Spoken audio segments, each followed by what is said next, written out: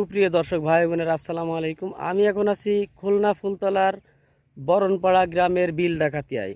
এখানে বরণপাড়া গ্রামের পশ্চিম ডাঙ্গির দুইজনের ঘেরে বিষ মারেছে। আমরা এখন সেই বিষ মারা ঘিরে যাচ্ছি। যাওয়ার পথে ঘেরের কাছে এক ভাইয়ের সাথে দেখা হলো। আমরা তার কাছে জানতে চাইবো যে আসলে ঘটনাটা কি, ঘটনা কি সত্যি নাকি মিথ্যা। আসসালামু আলাইকুম। ওয়ালাইকুম সালাম।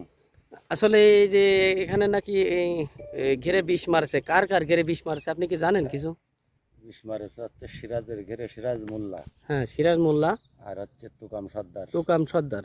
এটা কখন মারছে বলতে পারেন? এটা হচ্ছে রাত্রি মারেছে। রাত্রে মারছে। রাত্রি মারেছে বেলা 6টা বা 7টার দিকে। হ্যাঁ ঘের মালিক টের পাইছে যে হ্যাঁ। ঘেরে এন্ডিন মারেছে। আচ্ছা, এই ঘেরে মাছ কেমন ছিল বলতে পারেন? প্রচুর মাছ ছিল। প্রচুর মাছ ছিল। প্রচুর মাছ ছিল, প্রচুর চিংড়ি মাছ। মাছ দিয়ে আর হ্যাঁ সাদা মাছ দিয়ে। হ্যাঁ সাদা মাছ বলতে রুই, কাতলা, হ্যাঁ। এই ইত্যাদি ইত্যাদি। তা এই যে যারা আর কি এইটা মারছে তাদের কি ধরতে পারছে বা শনাক্ত করতে পারছে কেউ? না, সেরকম কোনো সন্ধান তাদের পাওয়া যায় না। এখনো সন্ধান পাওয়া যায়নি। না। ও, তা আপনারা শুনতে পারলেন যে এক ভাই তার সাক্ষাৎকারে নেওয়া হলো, সে বলল যে যে বিষ মারছে এখনো তাদেরকে শনাক্ত করতে পারেনি এবং ঘিরে প্রচুর মাছ ছিল। আসসালামু আলাইকুম। ওয়ালাইকুম আসসালাম রহমতুল্লাহ বরকাত। আচ্ছা, এই যে সিরাজ এবং তুকামের ঘেরে বিষ মারেছে এর সম্পর্কে আপনি কিছু বলেন। আসলে সকালবেলা বিল ডাকাতিয়া অনেকে যারা চাষ করে তারা বিলি থাকে জি। চৌকি দিয়ে, কিন্তু আসলে সিরাজ আর তুকাম জি এদের ঘেরে কোনো বাসা নেই। জি। না থাকার পরে যারা এই অসাধু ব্যবসায়ী যারা বিষ মারে থাকে, জি জি এরা সুযোগ পেয়ে এদের ঘেরে আইস ঘেরে বিষ প্রয়োগ করে। তাতে বিষ প্রয়োগ করার ফলে আমি সকালবেলা ঘুম থেকে ফজরের নামাজ পড়ে উঠে শোনার পরই আমি সে জায়গায় গেছিলাম, জি যে দেখি মাছগুলো উল্টো পাল্টা করে মরে গেছে। জি আনুমানিক কিছু তাকে যে মাছের পরিমাণ বলতে জি। সে মাছ সব মাছ তারা পায়নি, জি কিছু মাছ তারা ধরে নিয়ে গেছে।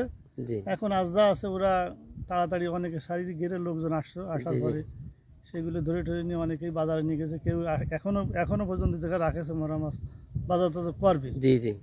এবং না, তাতে- আমি বলতে চাচ্ছি যে এই যে বিষটা মারছে, এখন মনে করেন যদি আপনাদের একটা কমিটি আছে, কমিটি আপনারা এর পদক্ষেপ কি নেবেন? এর পদক্ষেপ আসলে কমিটি আমাদের দায়িত্ব দেখাশোনা করা। আসলে তারপরেও আমরা চূড়ান্তভাবে এই বিষ আগে একদিন একটা ঘিরে মারেছে, তারপরে বলিয়ে দেওয়া সবাই। এখন আমরা সিদ্ধান্ত নিছি, কমিটি বসে একটা সিদ্ধান্ত নেব। তারপরেও আমি ব্যক্তিগতভাবে বলবো যে আমাদের বিল লাগাতে যাদের ঘের আছে জি জি তারা শুধুমাত্র রাত 9টার পরে বহিরাগত কোনো লোক বিলি প্রবেশ করতে পারবে না। শুধু যার ঘের আছে সেই যাবে, তাই ছাড়া আর অন্য কোনো লোক আমরা যেতে দেবো না। প্রয়োজন বোধে আমরা সাইনবোর্ড দিয়ে দেবো, পাশাপাশি আমরা কম বেশি করে চৌকি দেওয়ার যারা ঘের আছে তাদের প্রত্যেককে বলে দেবো, তারা নিজ নিজ করে চৌকি